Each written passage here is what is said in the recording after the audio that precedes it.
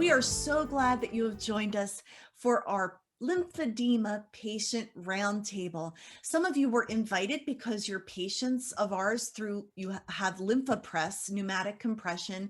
Some of you found us on social media or other platforms. Doesn't matter how you're here or why you're here. We're glad you're here. I'm Brenda Viola and I work for Lympha Press and I'm your host and moderator for this evening. And before we go any further, I want to introduce you to our wonderful panelists. And we have some special guests tonight that really I'm super excited about.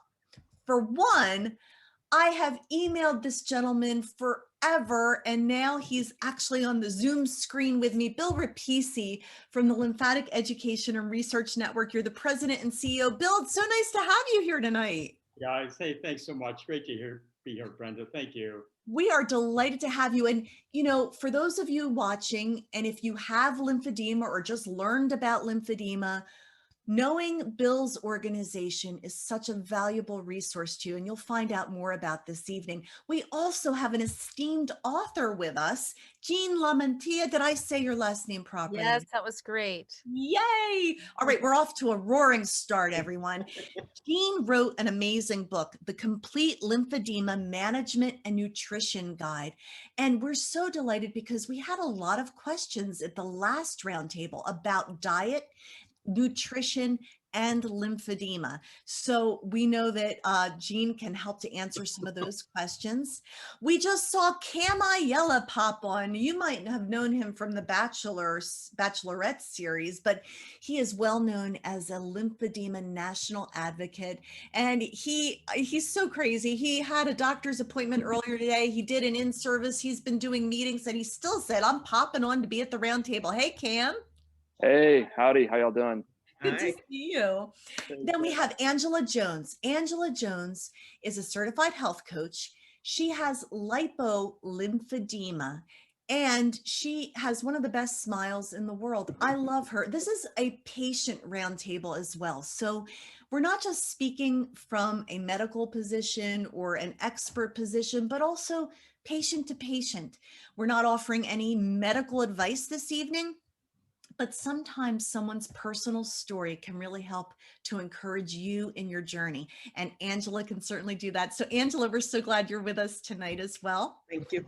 And then veteran fighting lymphedema is Kelly Bell. Kelly, we're so glad you're here as well. Thank you so much. Kelly is an advocate for the lymphedema community. He immerses himself in research. He is a fact finder and a research uncoverer and a champion for the cause of lymphedema. So we're so glad to have you here as well, Kelly. This is great because we're meeting before World Lymphedema Day. And as an organization that supports lymphedema and is a champion for lymphedema patients, Bill, you've got some special plans going for World Lymphedema Day, which is March 6th, isn't it?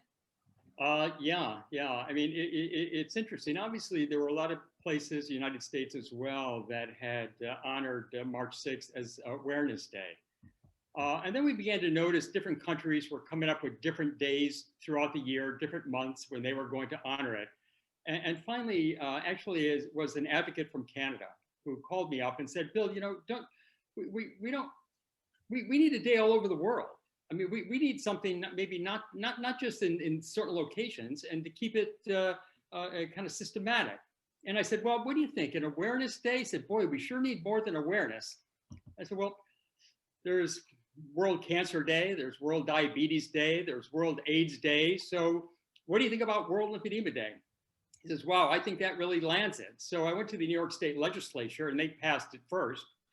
And then I contacted Chuck Schumer, Senator Schumer, and wrote a bill for him, and Senator Schumer pushed it through the Senate with Senator Grassley supporting it as well. And it just gave it that official imprimatur of worldwide, hey, this day really has been established just for us. And since then, there are now celebrations of this day all over the world. I mean, certainly one of the things that we're doing this year would really recommend people come to our website, tell us about what events that you're doing, put it up on the world map so everybody around the world can see your flag of what you're doing and where you're doing it to inspire them to do something themselves. But we're going to do a virtual celebration on March 6th.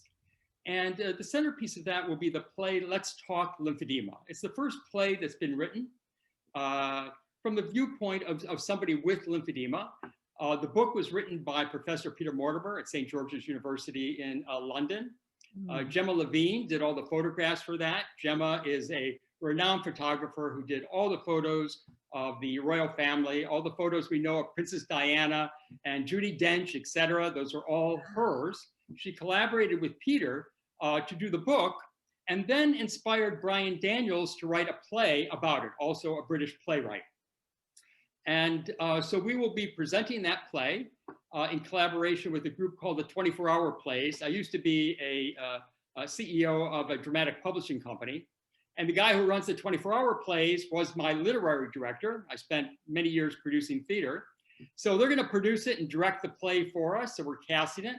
I'm delighted Kathleen Mulligan, actually one of our members who was a marvelous actress and ended up having to leave the field because she got lymphedema in her lower extremity. And as a result, she couldn't act anymore, and she's going to star in it. Kathy Bates will be the host of it. Steve Gutenberg is going to play one of the roles for us, actor. So it should be a fun evening of the play, some interviews, some musical performances. Again, Tina Hamea had to leave her job, brilliant singer, but also has lymphedema. So we'll be doing that on the 6th. People can sign up, come to our website, and you'll see where to get tickets for this. We will air it 4 times over the course of World Lymphedema Day. Basically, we'd like California, New York, London, Sydney, Australia, all to be able to see it around 6 or 7 o'clock in the evening. And you can see it the other times too, but we'll air it 4 times on World Lymphedema Day so the world can participate. So thanks for giving me a chance to give a plug for that. But one thing I love as well, I'm speaking at 3 different conferences in Italy alone for World Lymphedema Day, and had a Zoom conference with Dr. Alexandra Rovinaya in Russia on Sunday. They have 7 different locations in Russia that they're doing a global World Lymphedema Day event with, including Bulgaria and Romania and Malta. It's pretty amazing to see the way this has taken off and the kind of energy for a disease that up until not that long ago remained pretty invisible on the international stage, even though lymphedema alone has up to 250 million people who have it, according to the World Health Organization. So Brenda, thanks so much for this opportunity to talk a bit about that. Are you kidding me? I got the flyer printed out here, and we already are getting questions from the audience. How do I sign up for that? And you can go to lymphaticnetwork.org.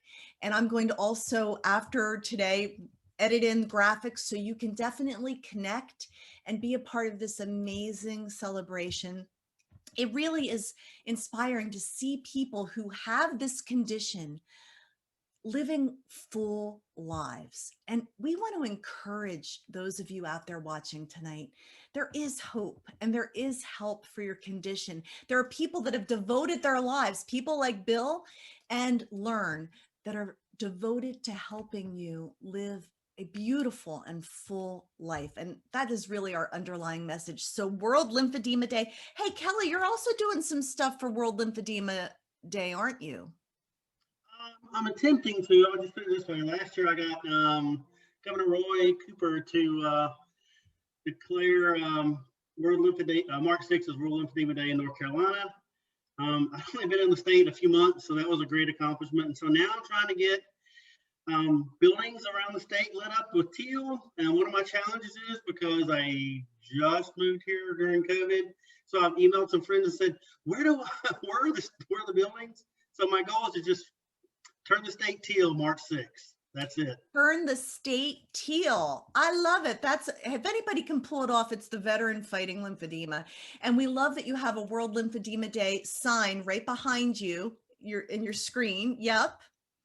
And I know, Cam, you've always been a champion for World Lymphedema Day. You post all over social media about it. It's an important day to recognize and to be proud of the fact that we're making change. and we're raising awareness about this condition. Do you want to say anything about World Lymphedema Day, Cam? Yeah, first off, I just want to thank Bill for joining. Truthfully, Bill, I would not be here on this call. I would not be working for Medical Solutions and Lympha Press, and would not be a lymphedema advocate ambassador without that first conversation you and I had almost 2 years ago. So thank you for helping me amplify my voice, sharing my story, and really having a platform to share my testimony, but ultimately to hear other lymphedema patients' testimonies every single day. World Lymphedema Day is not just for lymphedema patients, right? It's for lymphedema therapists, it's for physicians, it's for if you have a loved one who has lymphedema, maybe they've passed. It's really just our day as a lymphedema community to, again, bring awareness, to raise funds, and to really push the needle forward, because without that global recognition, we're not going to make the narrative ours, because it's been robbed from us way too long. So again, look to Bill Repicci and the team at LE&RN, get involved in any way, shape, or form, even if you're just posting on your social media, because one post can lead to 30 posts, can lead to 1 million impressions, can lead to true positive change. So get out there and just keep lymphing. Just keep lymphing. I love that. And Bill, I got to thank you, because if you're the reason Cam's here, then I get to work with Cam. So thank you, Bill. I really appreciate that. We all love working with him. Hey, maybe you could just share real quick, Bill, where does the funding go that is raised? How do you use the funds to help support the lymphedema community? As far as all the programming specifically at LE&RN? Yeah. Well, LE&RN's mission is to fight the disease through education, research, and advocacy. So we have a whole host of programs that revolve around all of that. We give away lymphedema scholarships to therapists so they become certified. We give out fellowships to researchers. We have the only peer-reviewed journal in the field, lymphatic research and biology. Certainly our lobbying efforts in Washington, D.C. and here in New York.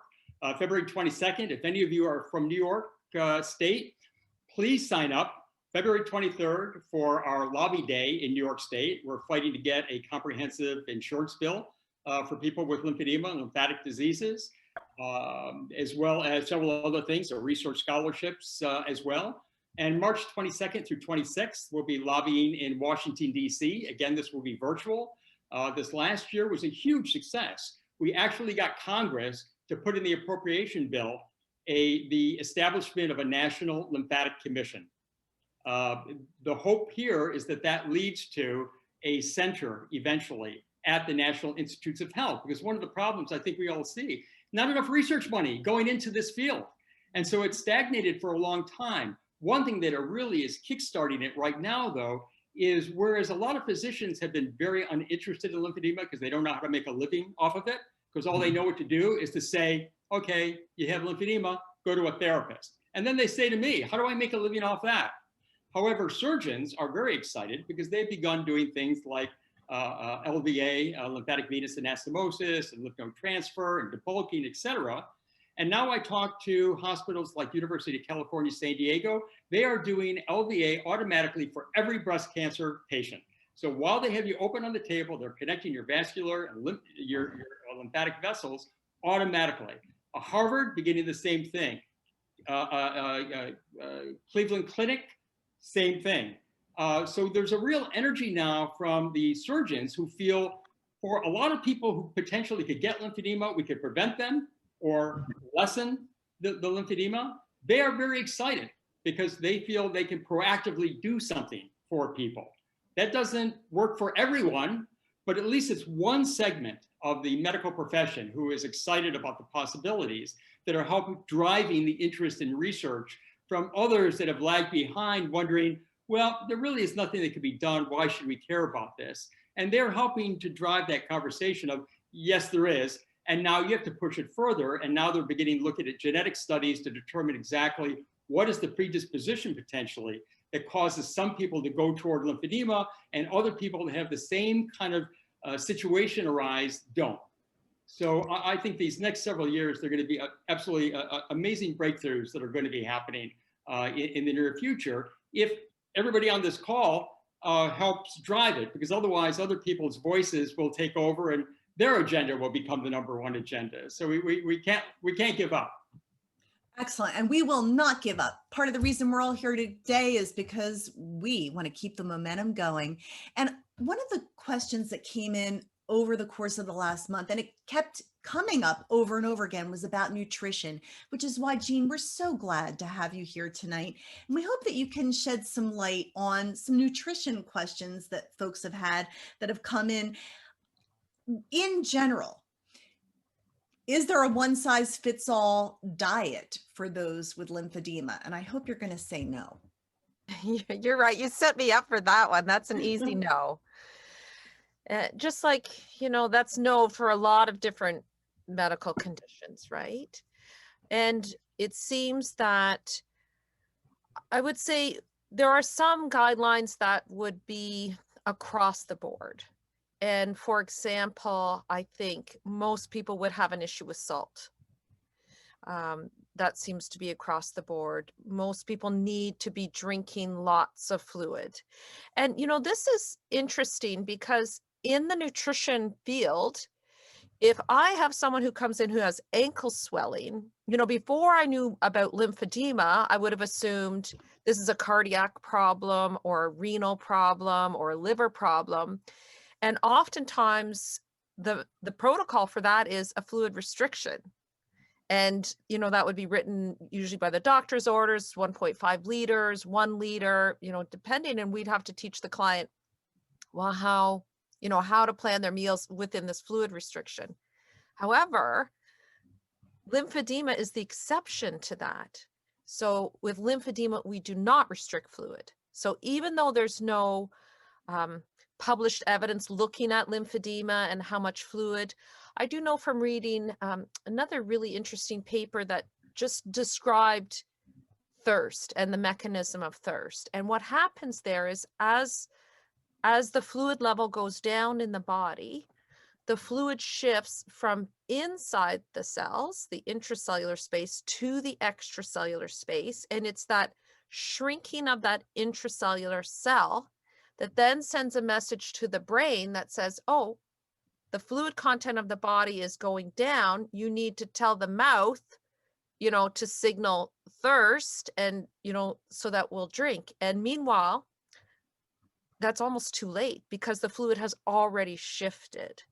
And so you're basically shifting the fluid into the lymphedema area, that extracellular space. So I would say those two recommendations would be across the board.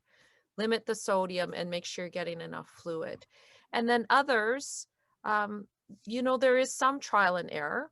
And I actually developed a tool I use with my clients. I call it the trigger tracker, where they write down their food record. They keep track of what they're eating, and then they measure their lymphedema. And then we look for patterns.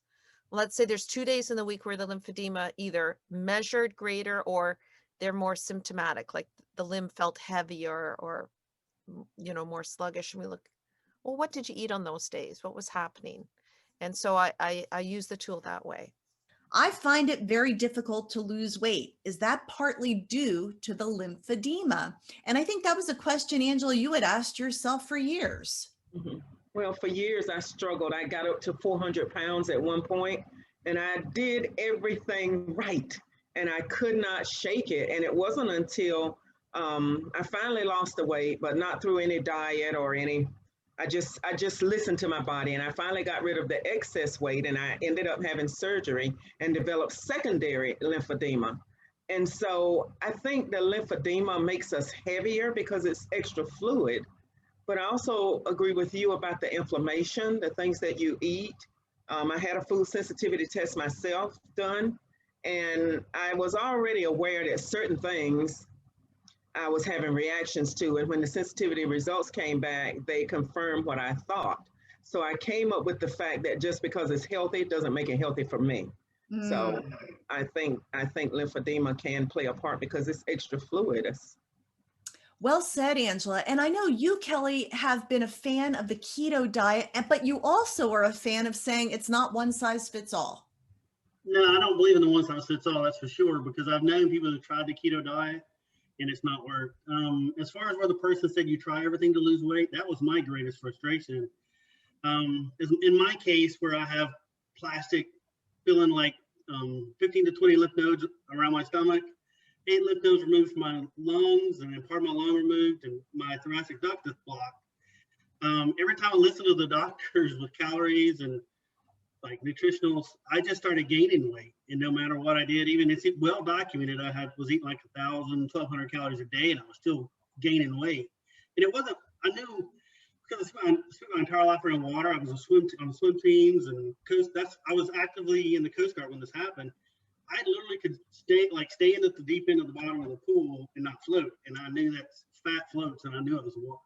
Wow. So lymphedema does cause you to swell and gain weight. And until, for me, the ketogenic diet immediately flipped the switch for me. So in your book, and a lot of people wanted to know what it's called, the Complete Lymphedema Management and Nutrition Guide. Jean, what can people find in that book? What are some highlights?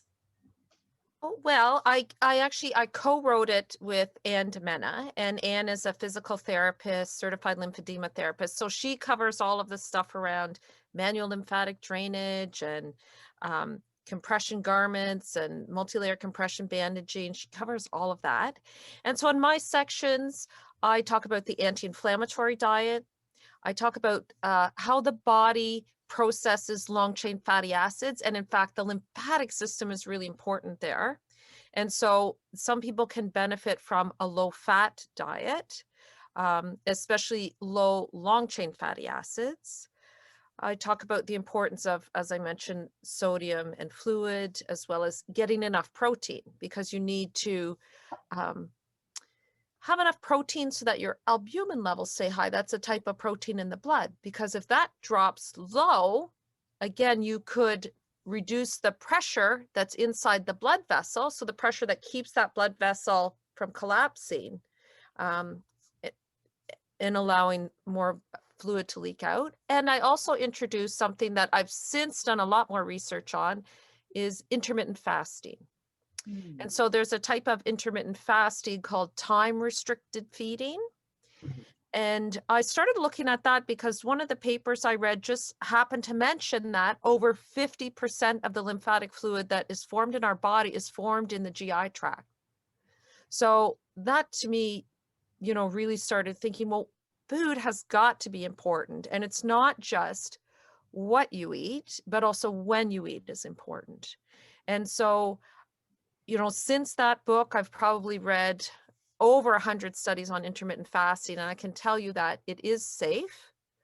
And of the different types, the time restricted feeding is the one that I recommend for lymphedema, and not the daily fasting. And again, there's no research, as Bill mentioned, we're a little shy in the research around lymphedema.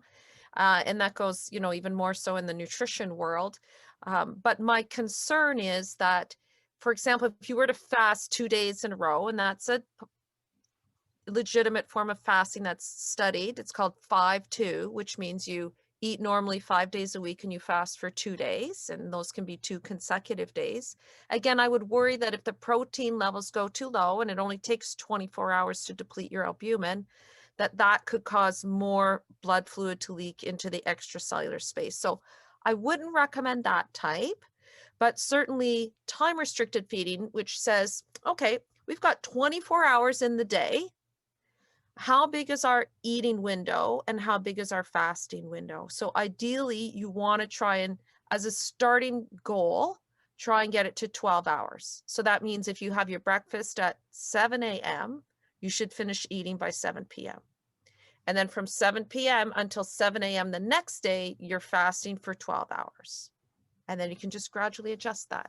This is a life change that seems very doable and can have a really good impact. And again, listen to your body. We're not giving any medical advice and we're not telling you what to do, but these are great ideas. And we appreciate you sharing them. Now, what's interesting is the minute you said intermittent fasting, I saw Kelly and Angela smile. What's up with that? Is this just something you've both tried, or something you're just interested in, or? I've tried it for about 2 years. And I'm not doing it right now, but my favorite was 23 and 1. I'd fast 23 hours and have 1 hour eating window, and that worked for me. I was more or less doing OMAD, 1 meal a day, and that worked for me. But I found it to be the most effective thing I've ever done as far as shedding excess. Wow. Okay. Well, I would be cranky for 23 hours out of the day if I did. I think I forgot how to be hungry. And I'm one of those people, I don't like to build up to anything. I just want to jump in and do it. And so I got up one morning and I went, I'm going to do it. And I fasted. And so I really like it. I don't do it as much now, but I think it's very effective for some people. So we encourage you to seek your medical advice from your doctor, but perhaps you're hearing some ideas that you're interested in investigating in. And we encourage you to also get the book, The Complete Lymphedema Management and Nutrition Guide. Betty Westbrook has joined us. How's that little boy of yours? Well, I'm going to stay on mute because he's not exactly asleep yet. Okay. Well, so if you hear crying, it's not me, everyone. It's her baby. Definitely. But, you know, I want to right now. We have some questions about the Lympha Press pneumatic compression pump. And Cam, I'm going to turn to you for this one question. Our friend Richard Melman, and Richard, we're so glad that you're out there tonight, asks what maintenance is needed for the Lympha Press machine? Well, I mean, that's an interesting question because that could be taken several ways. Maintenance in terms of how long does the average pump last in terms of the compressors and the internal components, how long do the garments last, or if that's basically how should you maintain your lymphedema while using the Lympha Press. So I'll start with that part first and foremost. And again, this is going to be different from every patient because as we've all echoed at every single roundtable, it's not a one size fits all, right? There's different staging of lymphedema, right? There's different severities of swelling. Upper and lower extremities require different pressure protocols, right? So I have said this in our previous roundtable, and I say it probably every single day because it's so true. It's that lymphedema and gravity don't take any days off, right? So there is this compression ecosystem. It's wearing your garments. It's performing self-MLD. It's seeing your lymphedema therapist. It's eating the right things as we're discussing in this meeting. And it's using things like your compression device, like the Lympha Press, that is going to enable you to stay in front of the symptoms, right? Because as we mentioned in one of the other patient testimonies that you recently did, Brenda, you got to give yourself a little bit of grace, right? Should you pump every single day if that's what your therapist and your physician deems appropriate and necessary? Absolutely. But are we human beings? Are we going to have busy days or days that we just don't feel well? That's okay. You're not going to fail treatment if you don't pump every single day. But if it's deemed appropriate and necessary, then try to follow that as closely as you can. One thing we can say is we will certainly back up. There's a phone number on every Lympha Press. If you ever have any service needs at all, you call that number. We will take care of you. This is a great follow-up question from my new Sarasota friend, Lorraine Glickson. She is 91 years old and she just got her Lympha Press. I'm in love with her. I cannot wait until we can have a socially distanced coffee together. And she says, and I love this, I almost want to do it in Lorraine voice and I don't even know her. Am I really helping myself by pumping in those big blue balloons every day? So I know we have some Lympha Press users here. Feel free to jump in. Is Lorraine, 91-year-old Lorraine, really helping herself? She just started using it, so. Absolutely. Betty, you're the therapist, or Kelly, and then Betty. Go ahead, Kelly. Yeah, absolutely. I mean, if I miss even one of my, I do it twice a day. If I miss one, I swell. But even like, because all my damage is in my trunk, believe it or not, the Lympha Press, just by pushing on my trunk, causes my arms to shrink because I have lymphedema all over. Actually, because like this ring will not, like I just pumped before I got on. This ring, before I got it, earlier today, would not come off my hand. It was so small. And it came off. And so, yeah, it even, if it moves a lymph, but it works. Angela, we know how you feel about your Lympha Press. Go for it. Oh, I think it's wonderful. It's helped me a lot. It's helped me to be, I was mobile anyway, but I think my mobility has improved. I'm not back up to walking 5 miles a day, but it has really helped me to just my legs to feel lighter. Mhm. So I really appreciate it for that. And from the clinical medical viewpoint of a certified lymphedema therapist, what does the pumping actually do for our dear friend, Lorraine? So Lorraine, you are not the only person who has this question. I actually get this in the clinic a lot. What you call balloons, a lot of patients call space suits or space pants. And what I really think is so cool is that it doesn't replace MLD at all, but it gives you this tool to kind of mimic the distal to proximal compression that your lymphedema therapist, when they're doing manual lymphatic drainage on your body in the clinic, it kind of mimics that. So depending on how many chambers your big balloons have, it's going to go from the foot, it's going to inflate around the foot, and then that portion is going to stay inflated, and then it works up to like the ankle, lower knee, and the knee, thigh, and however high up it goes on you. So it is moving that fluid up centrally into your body. So it's definitely helping. You may notice even mid-session the urge to go to the bathroom because that fluid moves so quickly, and it's not pushing that fluid directly into your bladder because it doesn't work that way. But you have these connecting drainage pathways that come from your legs. You can kind of see on the little guy here, it comes up the legs and it connects here in the abdomen, and it goes through your diaphragm, and then that dumps out into your heart, and your heart circulates that lymphatic fluid back through your blood chain, and filtering occurs, and within 30 minutes to an hour of an effective session, you will already see the increase in that output of urine. So yes, wearing your big balloons is totally effective. If you're not getting that sensation, no problem, it's still working probably. Some people just feel that urge a little bit more than others. Well said. Teresa Payne says to all of us, my therapist has wrapped my legs, and we love the combination of therapists working and pump working. We are a great team together, and she enjoys what the Lympha Press does for her body. So Sophia Canelos Hansen says, I get nerve pain in my leg from swelling. Any help for me? Cam, you just wrote a piece that is living on the LE&RN website, which is lymphaticnetwork.org. Your pain is your strength. And I'm sure there's a lot of people groaning in the audience and saying, my pain is not my strength. What is all that about? But why don't you talk about pain for a moment? Nerve pain in the leg from swelling, and what are some ways to manage that? First off, the Lympha Press is not marketed as a neuropathy pump. That's not necessarily the application for it. However, for me, I recently had a pretty major knee surgery in December. And up until that point, I'd always been using my Lympha Press pump mostly to control my lymphedema and the chronic swelling.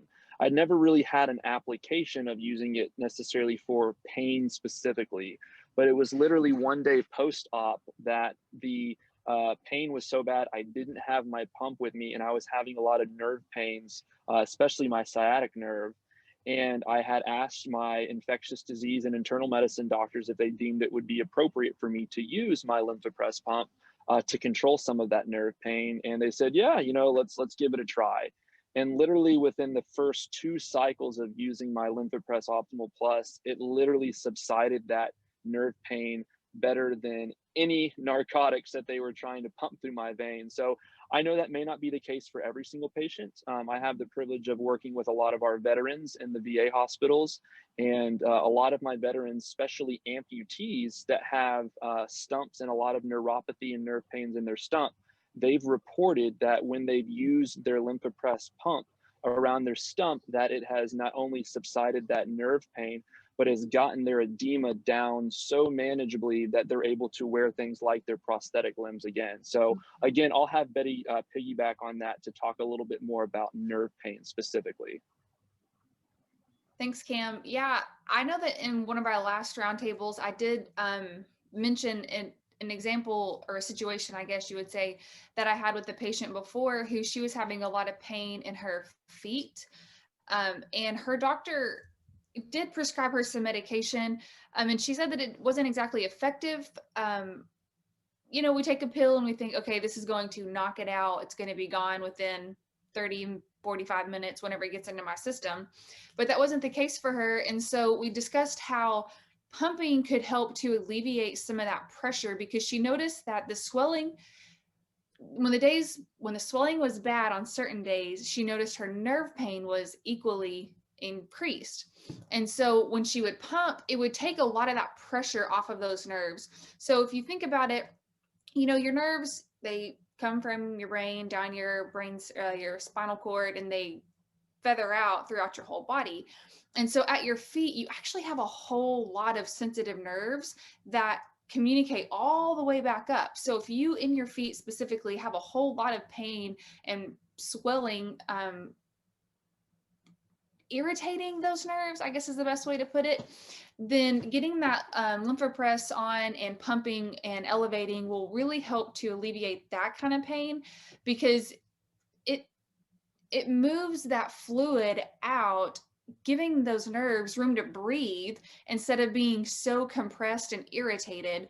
And we found for her that that worked best, to maybe take her medication and then pump, and then maybe she'd have a little bit extra relief. But if it's neuropathy specifically, you may want to talk to your doctor about like a diabetic neuropathy medication that will help, or just ask your doctor about a Lympha Press prescription, because that might be something else that would help you too. Great. Kelly, I kind of saw you nodding your head. Did you have any experience with any nerve pain? Yeah, I actually have neuropathy in my arms and legs. But Mhm. believe it or not, like eliminating sugar from my diet, that's what I tell people, along with all the pumping, because whenever the weather comes, I hurt. I mean, and it's not like I swell up, it's just like I swell just enough. And it is annoying because it hurts me like all over. But my arms and legs are the worst. And so sugar is the only thing I would add to what you said. Like eliminating sugar from your diet, you don't need it. I was going to mention something about diet too, and maybe Jean can piggyback off of that. Removing a lot of those things that increase that inflammatory process in your body.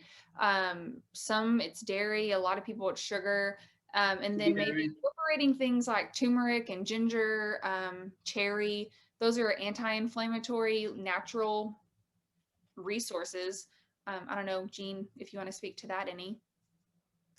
Yeah, definitely the anti-inflammatory diet is something that I recommend, just because lymphedema itself, it raises the inflammatory blood levels. So you want to try and reduce that. And that's one area where we do have research, again, not in lymphedema specifically, but there's lots of studies measuring this scale called the Dietary Inflammatory Index in heart disease, in cancer, and showing that diet can actually change those blood levels of inflammation. And it's interesting because when you're talking about neuropathy pain, what I was thinking of is that's something that I'm used to seeing in people with diabetes. And people with diabetes, with having that chronically high blood sugar, they do get nerve damage and they can end up with a lot of nerve pain. So I wouldn't be surprised if there is that sugar nerve pain connection, but it's not something I've explored specifically, but definitely sugar and refined foods are inflammatory. So it makes a lot of sense what you're saying. And in addition to what Betty mentioned, the turmeric, the ginger, so just things like garlic, onions, red and orange colored fruits and vegetables, those are also very anti-inflammatory. So it's good to, if you want just big picture to think about, think of a plant-based diet or more of like a traditional Mediterranean diet. That's what an anti-inflammatory diet looks like. Not a lot of processed foods. Thank you for explaining that, Jean. You know, Betty, you said that you wanted to answer this question live that Marilyn Kufner asks. Does lymphedema affect blood pressure? So I want to spin it, because blood pressure affects lymphedema. I'm pointing like directly at Kelly in my screen, the way it's viewed. Actually, you probably weren't here because I've always been very vague of what happened up here. My blood pressure is directly related to my lymphedema. Are Yes. we going to So have it's a because point last time I counterpoint spoke, you understand, and argument? it's I love crazy. it. And there is some research now coming out that shows that lymphedema can affect if it's in your trunk. And it's, as Cam will tell you from even talking to Dr. Chin, it is the most unexplored area when it comes to lymphatics. And so that's why, since this is all damaged, you should, I mean, you guys see the placard on the door behind the wall, there's more placards. I live in research because right now there's no one being funded to research where I need it the most. So Yeah. I live in like research. So yeah, there is some research that says it can. So your blood pressure directly impacts your lymphedema because of colloid osmotic pressure, colloid, oh my goodness, like the protein in your blood capillaries. So your blood pressure is a direct correlation to your lymphatics. I would also say that then that can reversely be affecting your blood pressure because pain, stress, and just the anxiety associated with living with a chronic disease will raise your blood pressure. So I would agree that there is lack of research in the effects of the trunk on the blood pressure because your cardiac system is what is running your blood pressure. Your blood pressure is basically, you know, how strong is your heart pumping blood, you know, proximally and distally to the ends of your body. And so that is affected by what that limb looks like, how that limb is affecting that blood flow. So yes, I think all of that plays a part in it. Now, if she is specifically asking, you know, I have lymphedema and I have increased blood pressure, talk to your doctor, see if, you know, blood pressure medication is something that is in your future, or if there is some diet changes or some lifestyle changes that could help with your blood pressure first. I always love to recommend like some meditation or some walking or just some natural good old sunshine and rest to kind of help with your blood pressure. But we all know life isn't unicorns and fairy tales. So sometimes vitamin D doesn't cut it. So you need just a little bit extra help.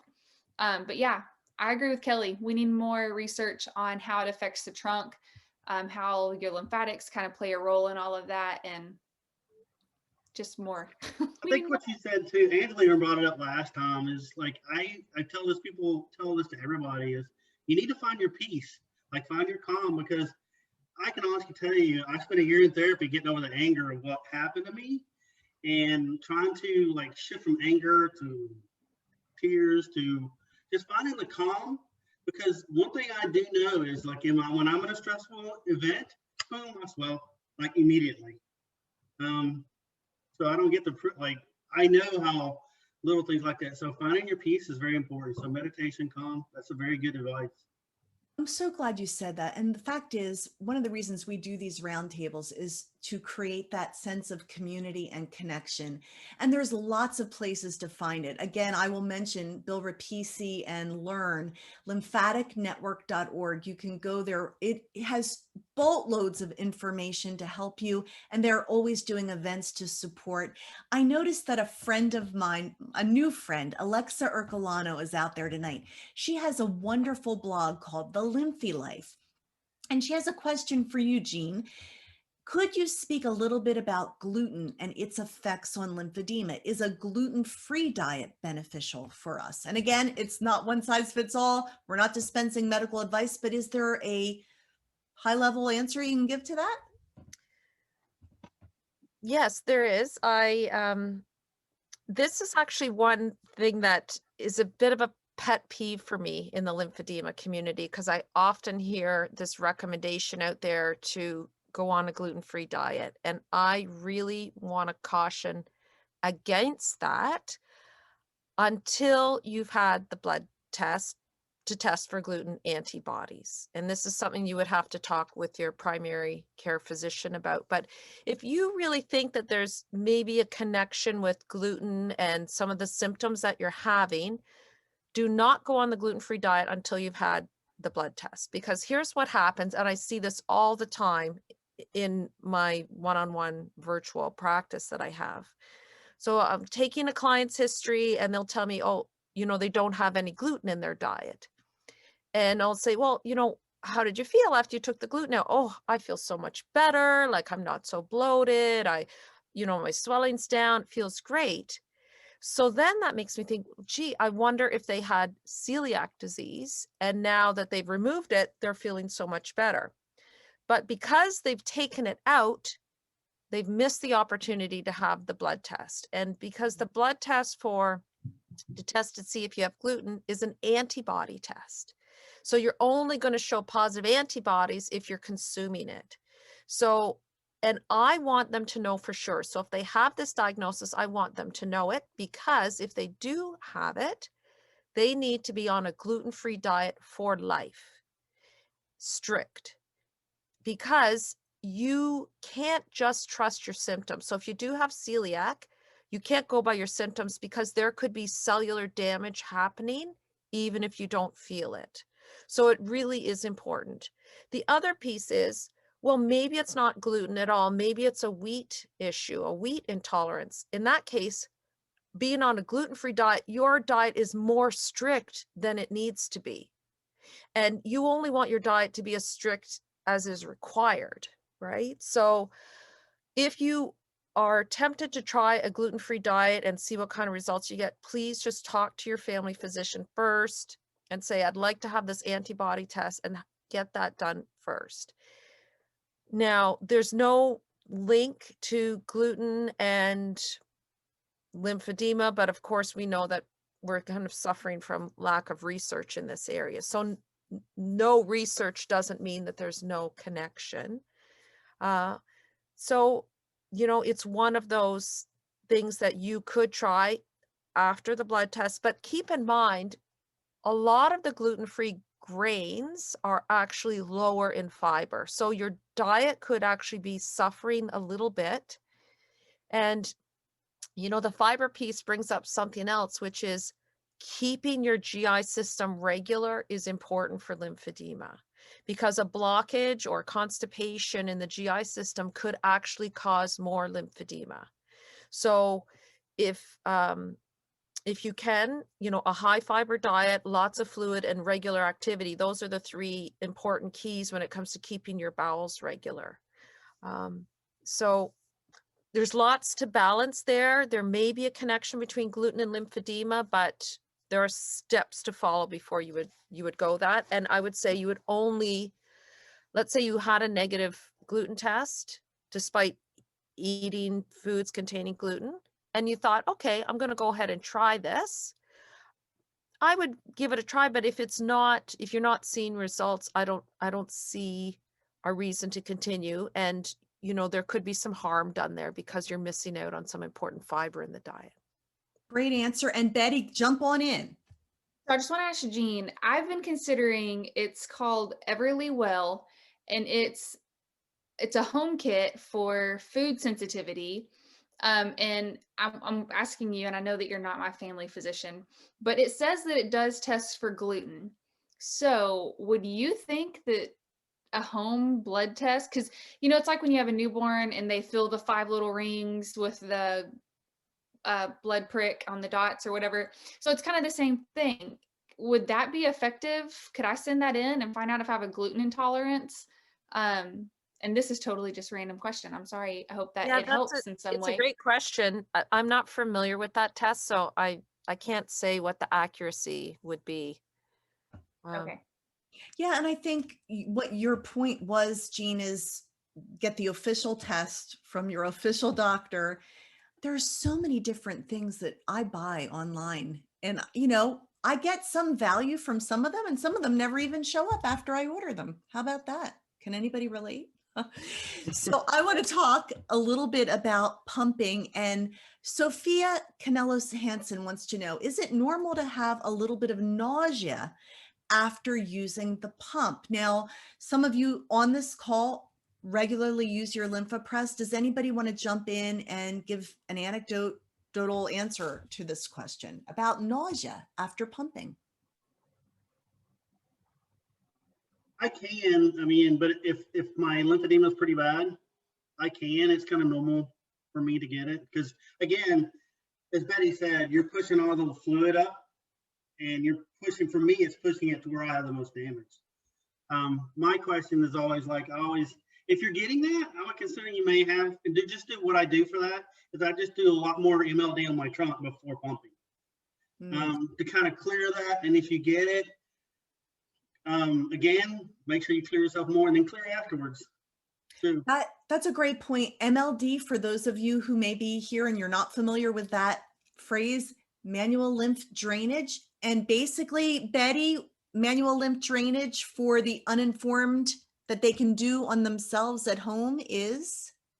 Yeah, so one of the best ways is whenever you are in your pump, or if you are about to start your pump session, I always recommend a round of about 5 deep diaphragm breaths. So it's like the big bad wolf. You're gonna take a big deep breath and you blow out as hard as you can, because you use your abdominals to help stimulate your thoracic duct, which helps to prime your deep lymphatic system. So you also have a short neck sequence that you can do where you activate and you pump here. So I'm kind of rolling through it pretty quickly, but you would take a little bit more time and you would repeat every location. And so you're just priming your system. You want to prime in your axillary lymph nodes, both directions. You can't see my lap, but I would prime my inguinal lymph nodes in between my legs. And then as I am pumping either upper or lower extremity, what I like to tell people is when your pump goes off, turn your internal pump on. So go real hard between every little break, because it's going to go, your pump's going to relax. So can I add to your breathing? I forgot something. I learned this from watching one of your webinars from Lympha Press, where one of the other therapists said, like, because you're always trying to concentrate on so many different things. For me, when you take that deep breath, make sure your sternum goes up and down. When I heard the webinar, I was like, oh yeah, my sternum, I had so much fluid underneath here, it was almost frozen, where I had to actually have my wife help me kind of like push in and out to get it moving again. So make sure your sternum, as you're taking those breaths, are coming up and down, because that helps. you want to expand, make your chest as big as you can. I do that throughout the day, all day long.